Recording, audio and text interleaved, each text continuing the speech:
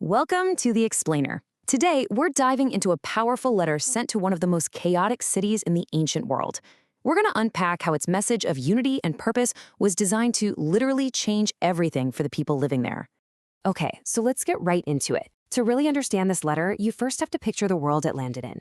We're talking about first century Ephesus, a city that was just buzzing with energy, with tension, and with this deep, deep belief in unseen spiritual forces all around.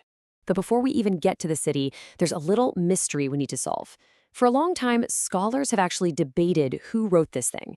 And while some still raise an eyebrow because the language feels a little different from his other letters, the evidence and the consensus today really lean strongly towards the Apostle Paul. So, for our journey today, that's the lens we're going to use. We're looking at this as a letter straight from the Apostle Paul, probably writing from a Roman jail, to this whole network of new believers in the massive, bustling city of Ephesus, over in Western Asia Minor. All right, let's go there, because to truly get the letter, you absolutely have to get the city. And Ephesus, well, it wasn't just a place for business, it was an intense spiritual battleground. You have to understand, in Ephesus, religion and daily life were totally woven together.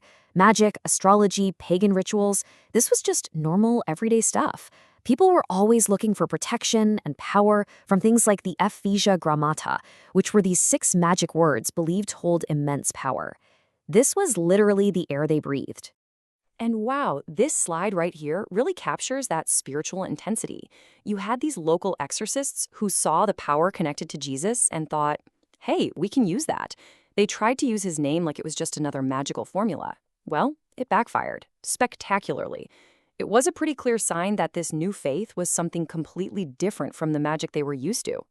But the biggest power player in the city wasn't a magic spell. It was a goddess. The cult of Artemis was the absolute heart of Ephesus's identity and, frankly, its economy. Her temple was one of the wonders of the ancient world. Any threat to her worship was seen as a threat to the entire city. And this number shows you exactly what happens when that threat becomes real. 25,000. That's how many people could pack into the city's main theater. And when a local silversmith got worried that Paul's preaching would wreck his business of selling Artemis souvenirs, he started a riot that filled this entire theater with people chanting, "Great is Artemis of the Ephesians," for 2 hours straight. I mean, can you even imagine? So into this world, a world of fear, magic, riots, and deep division, Paul sends a letter. And its purpose? It was nothing short of revolutionary. A scholar named Clint Arnold breaks it down really well. He says Paul basically had 3 huge goals. First, he had to ground these new believers in their new identity in Christ, so they wouldn't be afraid of all the spiritual forces swirling around them. Second, he had to bring together a really divided community. And third, he had to call them to a completely new way of living. And you have to understand just how radical that call for unity was. The church in Ephesus was this messy mix of cultures with deep, deep prejudices. You had Jews and Gentiles, Greeks and Romans. These groups did not just get along.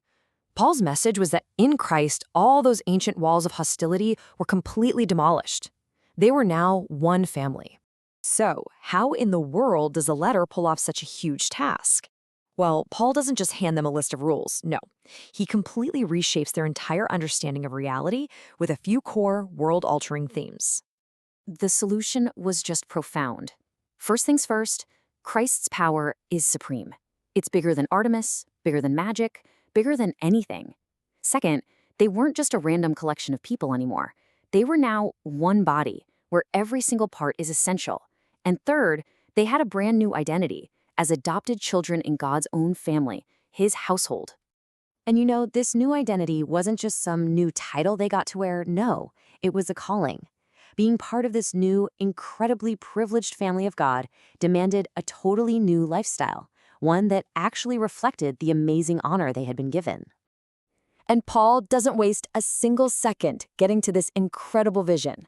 He summarizes the entire plan of God in one stunning, powerful passage right at the very beginning of the letter. Just think about that for a second. In the original language, this whole section is one long, breathless sentence. It's like a waterfall of praise that just keeps building and building, laying out the entire scope of God's plan from before the beginning of time all the way to the end. And this one sentence just flows through these 3 amazing acts of blessing. It kicks off with praise because God chose us. He wanted to adopt us into his family. Then it continues with praise because he redeemed us and let us in on his ultimate plan, and it hits this climax with praise because he has guaranteed our future inheritance with him. It's incredible. So, for the Ephesians, living with this constant spiritual anxiety and social division, this message would have been an anchor in a storm. It replaced their fear of magic with the security of a loving father. It swapped their social hostility for a new identity as one united family. It gave them a purpose that nothing and no one could shake. Ultimately, the letter to the Ephesians is this timeless declaration. It's a powerful reminder that even when the world feels chaotic and divided, real purpose isn't found in power or in magic, but in this breathtaking vision of unity. And it leaves you wondering, what walls in our own world are just waiting to be torn down?